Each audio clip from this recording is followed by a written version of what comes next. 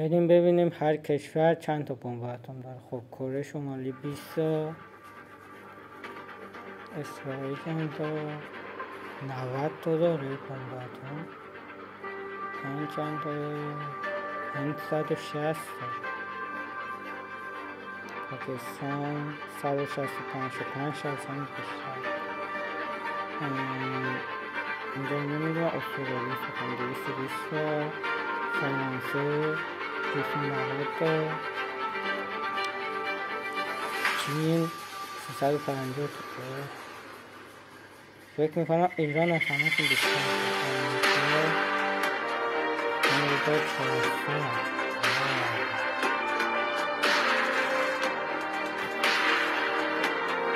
روسیه 6200. زیاد از امریکا. فکر میکنم ایران نداره. نه روسیه اول بچه.